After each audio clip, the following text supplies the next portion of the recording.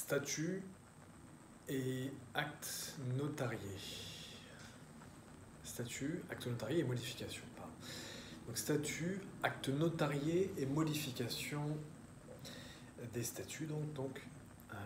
Et aussi, nous allons toucher un mot sur la publication ORCS, comparatif SIS ASBL, 10e volet, numéro 373 pour ce qui est de l'article et du podcast, et numéro 362 pour ce qui est de la vidéo. Nous sommes aujourd'hui le 16 juin 2021 et je suis Bertrand Mariot, avocat à la Cour au barreau de Luxembourg.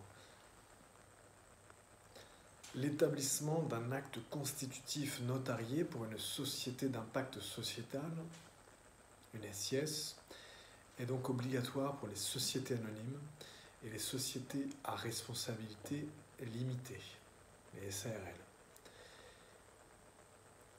Sauf pour la société à responsabilité limitée simplifiée. Ce n'est pas obligatoire d'avoir un acte constitutif notarié dans ce cas-là. S'agissant de la société coopérative, la SCOP, et de l'association sans but lucratif, l'ASBL, la constitution de statut notarié, il ne faut pas avoir de statut notarié, il n'y a pas d'obligation d'avoir le statut notarié pour une SCOP et une ASBL.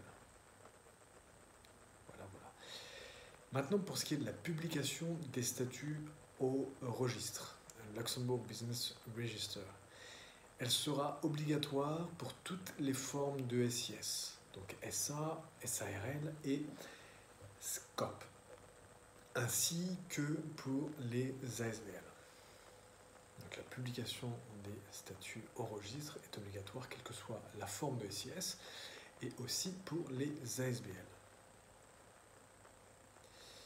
Et s'agissant des modifications apportées à l'objet social et aux indicateurs de performance de la SIS, la publication au registre, donc toujours le Luxembourg Business Register, interviendra après approbation du ministre ayant l'économie sociale et solidaire dans ses fonctions.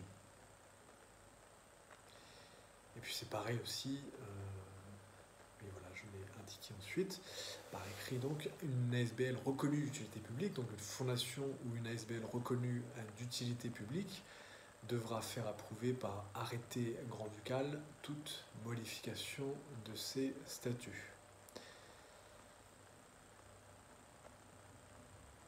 Nous avons comme référence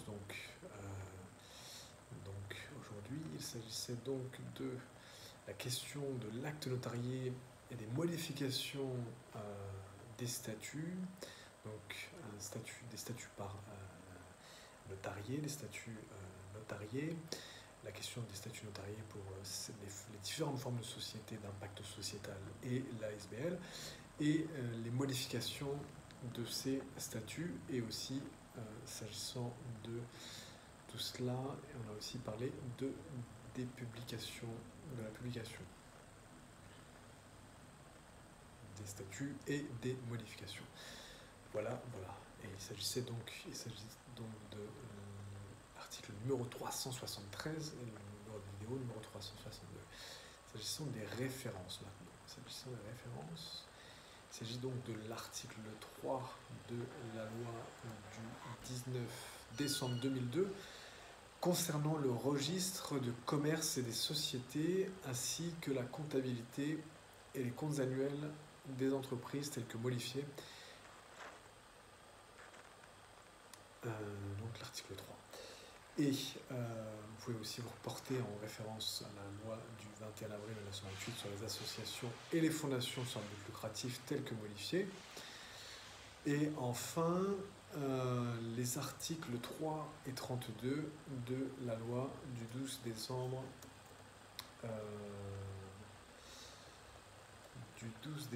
2016 sur les sociétés d'impact sociétal, portant création des sociétés d'impact sociétal telles que modifiées.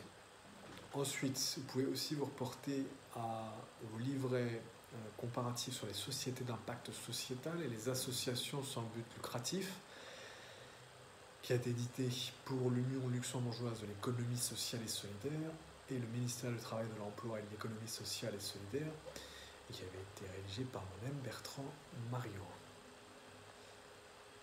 Voilà. Donc il s'agissait aujourd'hui de la question des statuts, de la question d'un acte notarié ou pas des statuts, des modifications de ces statuts et de la publication au RCS. Et c'était une comparaison entre les différentes formes de société d'impact sociétal et les ASBL. Il s'agissait de l'article numéro 373 du numéro de podcast aussi, et numéro 362 pour la vidéo.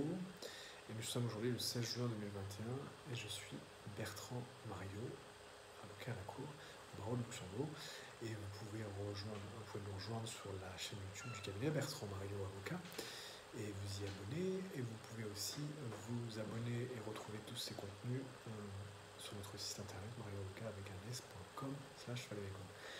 Merci infiniment pour votre attention et à très bientôt, Bertrand Mariot.